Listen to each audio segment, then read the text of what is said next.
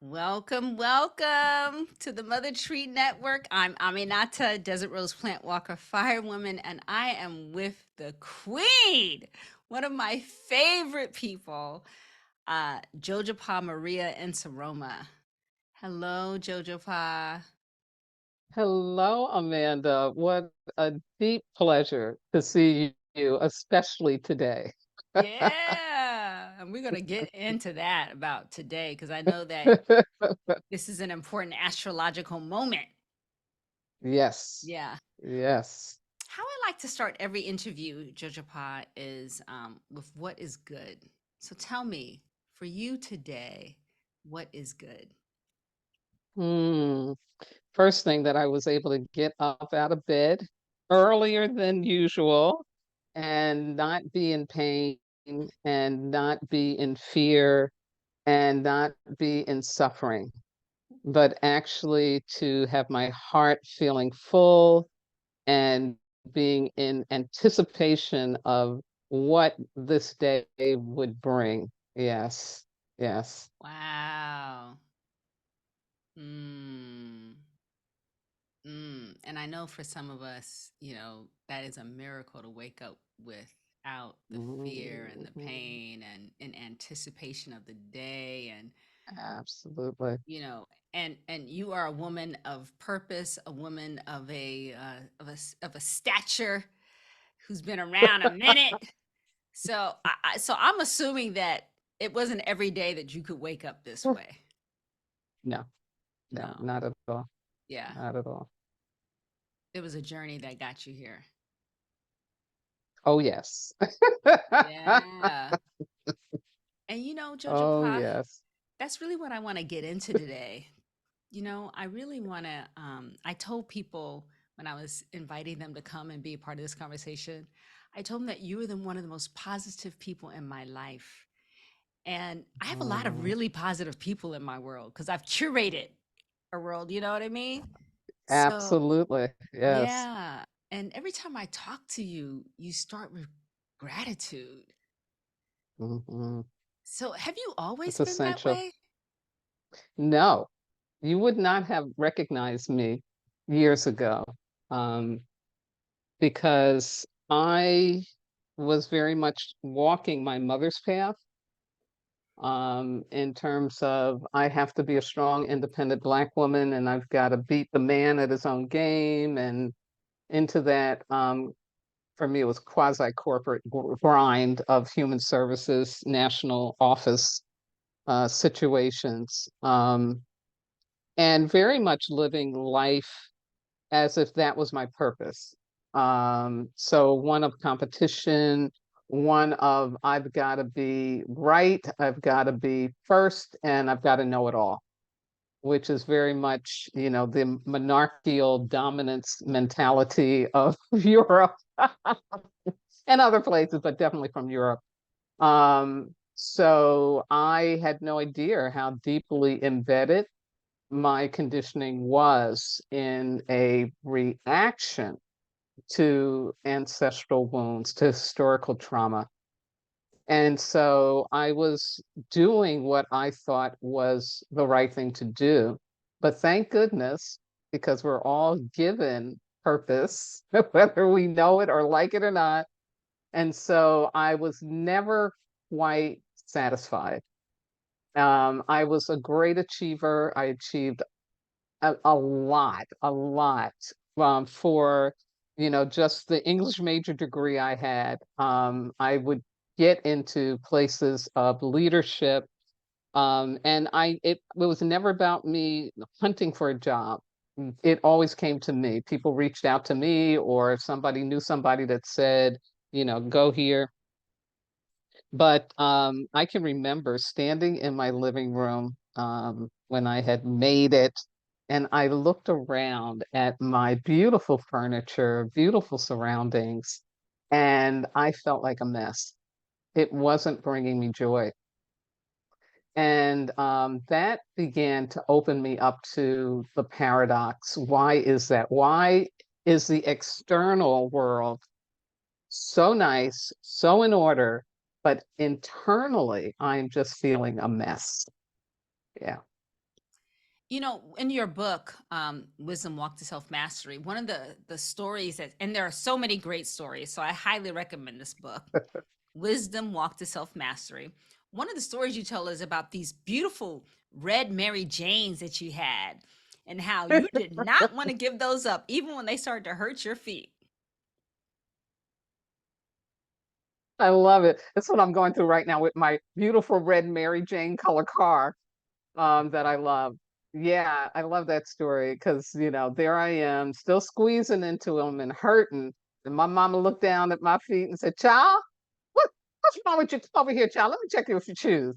And she touched where the toe was and she knew, like, "Girl, you can't fit those anymore. Take those shoes off. I got to buy you some new shoes." And I was just upset.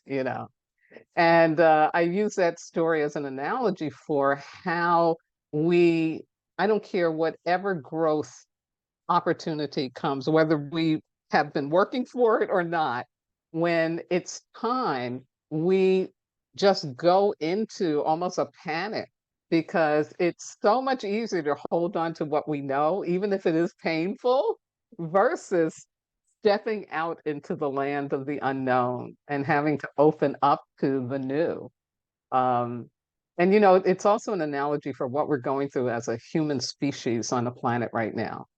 We we have no idea how much we have grown just over the last 25 years as a human species, but we're still operating out of these old paradigms, these old belief systems, the trauma from historical pain and ancestral wounds. We really still are very much operating out of those paradigms and, trying to make it work, trying to get it to fit, and it's not. So, yeah, there's a lot of grief, a lot of frustration, a lot of fear that people are dealing with right now, because of that. And then you add on just the everyday challenges and adversities. Right. But yeah, It's like we're yeah, outgrowing, like you said, outgrowing those old shoes, we've outgrown it. which may have been nice, or maybe they weren't even so nice. Like you had nice Mary Janes, but but they Right, could have been really beat up, ugly shoes. But exactly. one of the things I like about what you talk about, Jojo Pa, is first of all, I just want to be honest and say that, I consider you a friend and a mentor, and you really have guided me, Jojo Pa. And The- one of the things that you really helped me understand is the pain body. Like I think I may have heard the pain body in a yoga context, but Okay. I never really knew what a pain body was until you started talking about it with me. And I saw how I was kind of addicted to my pain body or feeding my pain. Yes. Can you say more about that? Yes. Sure. And thanks to Eckhart Tolle, who I consider a walk-in, he's just amazing for that language and for that defining of any pain that we go through, any trauma pain that doesn't get addressed, doesn't get processed, either right after or shortly after it happens. Um, that then gets kind of pushed down into our psyche and begins to form what we call a pain body. And pain body can also be considered um, the remnants of post-traumatic stress too. I will link it to that.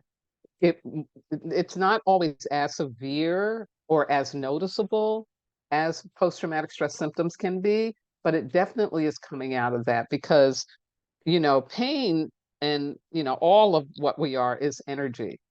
And Einstein said energy cannot be destroyed, but it can be transformed. So when we don't address it, when we don't take on transforming it, then it's still around. And it's like if you put air into a balloon, put energy into a balloon, right? After a couple of days, what happens?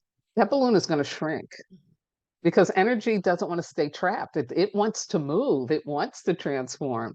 And that's, to me, is the real gift in any kind of trauma pain we go through or any emotional pain we're carrying. We need to know it wants to come out. And so it will come knocking. You will get into the looping of a situation maybe different players this time, maybe a different environment, but the pain you feel will be exactly that same pain. And it's like you keep going around the barn, going around that cycle until finally you say, you know what? I'm ready to let this go. This isn't working for me anymore. And that the pain body really is happy when it happens to a degree, but it also gets conditioned. It wants to be fed. So then it'll start telling you, oh, you can't get rid of this. This is who you are.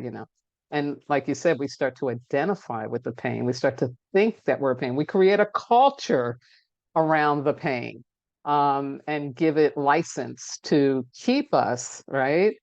Not living in the full truth of who we are. And so the pain body, again, it's so important, it's so powerful to have that language and that understanding, because we can then take on transforming it and shifting it. Yeah. Yeah, Which is what my book is about. it is. It's Absolutely. wisdom walk to self mastery, and I want to.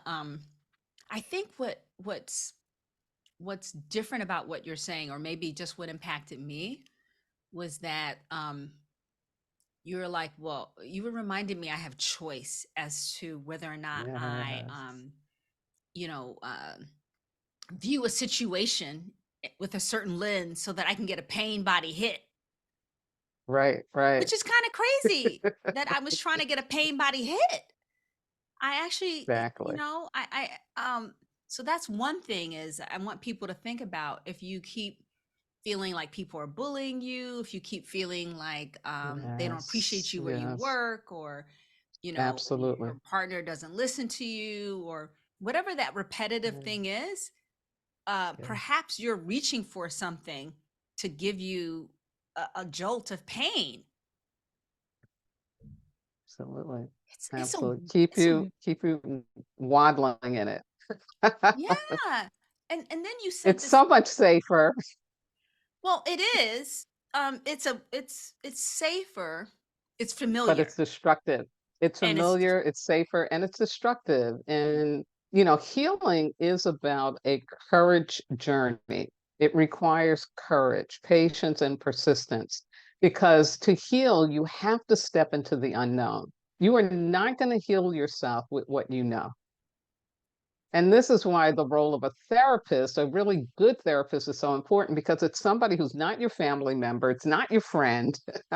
So it's somebody who can be totally objective, and somebody who can really help you navigate through into this new land, this new territory about who you really are. And that's what my therapist did for me. It was just amazing and so important, because I had come to the borders of what I knew about myself. I couldn't have imagined, like you said, just about you, so much gratitude and so much love. And I couldn't imagine myself like that. Not at all. But it was there waiting for me to access it. But I had to leave, what I had outgrown by that time. I had to leave that behind. Yeah. mm. Yes. And I'm thinking Yeah. about your book. You talk about Malidoma Some and Sombumfu Yes. Some, My teacher. hmm Yes. My and teachers. Yeah. the Dagara medicine and Yes. medicine wheel, and you are wisdom keeper in that tradition, right? Yes. Yes. And what does that mean? Well, Melodoma Sobonfu, coming from Burkina Faso, the land of the great ancestors in West Africa, um, were given this task to bring this ancient wisdom into the Western psyche. Um, and through lots of sacrifice and lots of not being, in their village, in the comfort of their village, to have to come into a whole new world, a whole new experience of being a human. It's just amazing. But what I learned from them is that this medicine chooses you, and it wants to live. So, despite imperialism that happened, the conquest of Africa by the Europeans, where they did like what they did here with the First Nations people, is tell them that your sacred ways, your religious practices are of the devil, and we're going to give you something that's not, like their twisted version of Christianity, right?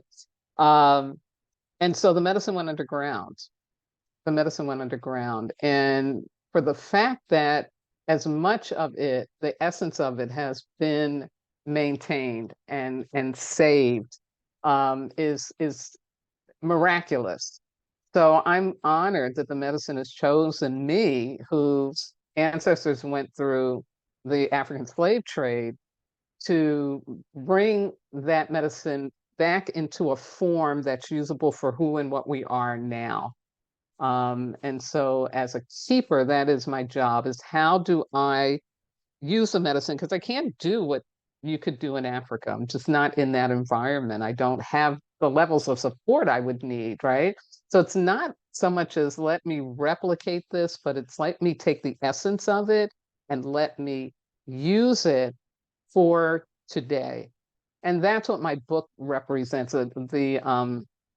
The way in which I structure it and present it, that's using the medicine for today. Yeah, Yeah, and I think your book goes beyond traditional talk therapy. Um, yeah, you know, yeah, because that can only get us so far. absolutely. Absolutely. Yeah. It's really healing, like I said, that going on a journey into a whole new realm, a whole new world, really isn't an intellectual exercise. It really requires going through a change process that you can't know. There's no scripting. And it really is being present to what is going on as it's going on. And that's something in modern culture we don't do. We spend a lot of time angsting about the future or staying stuck in the past. We have our flashes of being present, when, especially when we're doing something with our hands. It's really amazing. Some musicians out there, yeah, artists, bakers, anybody doing, people working in factories, even where they've got to use their hands, that will bring you present. But for the most part, we're not in a presence. But when you take on healing work to consciously transform that pain body from being in charge of your life, you really do have to step into the other world. You have to step into an otherworldly reality, which is now being called like the fourth and the fifth dimensional consciousness. And yeah, it's very, very powerful. And there is a mystery about it, which I also love. So there's no real scientific defining of what it is. I think theoretical physicists are doing a better job talking about parallel universes and talking about, what smaller entities than an atom that exist. They talk about string theory. Yeah, now we're getting a little closer to what the other world is about. But still, it to me, it's unknowable, it's unfathomable, and that's why it's sacred.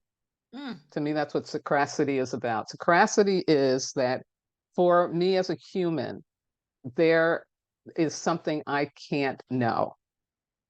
I can't know. I can learn about, I can understand maybe a little bit of this, but I can't know. Just like with the sun. They don't really understand the sun. They understand what they can figure out. But it's bigger than our human brain can wrap itself around. Yeah, yeah, absolutely. yeah, yeah. The mystery, and you talked about,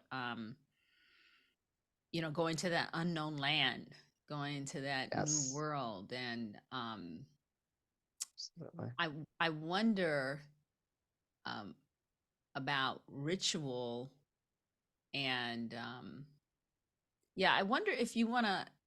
Well, you know what it is, Jojopah? Maybe you want to say something about timelines because when you and I have talked, when you have Mm, mentored me, you have asked me, yeah, which timeline do I want to be on?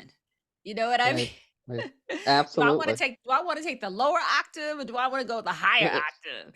And and just to be what's that word called? Transparent. I have chosen the lower the lower octave. I have And it's a chosen the lower octave. developmental process. And you said It's a to me, developmental process. you said, well, why did you do that? Because I got on the resentment bus, and you were like, well, why did you do that? And I said, I don't know. I didn't want to get off, Jojo, but I just didn't want to get off. Too comfortable. So I guess you could say my pain body was in charge because Yeah, it was it like, was in and charge. another thing, and another thing, and and I didn't want to get off. But then when I got back to you, you asked me a question about which octave would I choose?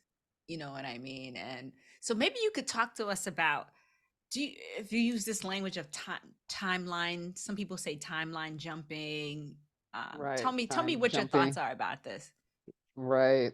So if we start to realize that as human beings, we are so much more than this material, physical experience, that there is this non-physical, metaphysical experience that we're having at the same time.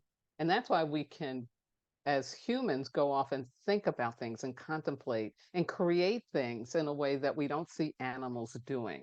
We don't see that same. But we have that. We have this ability to really go into these timelines where there is information for us that goes beyond the physical. And so, fourth dimensional timeline is basically intuition.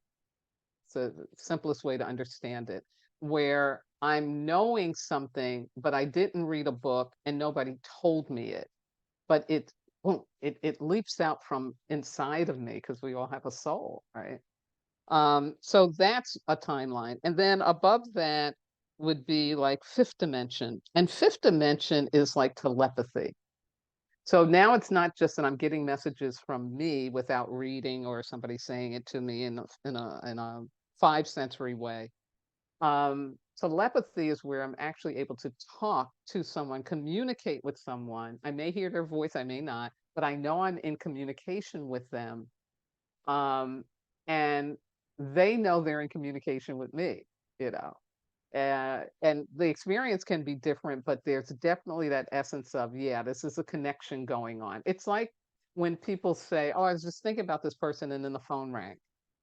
Yeah, absolutely. Um, so the higher up we go in the timeline zone, the more we're getting connected to our divinity. And what is our divinity? No, we are not God. There's a lot of people that get confused when they talk about the I am presence and all that. You are not God. You will never be God, and you don't want to be God. Let God do God's job. You do your job. You came here for a purpose. You got a sacred contract. You need to focus on that.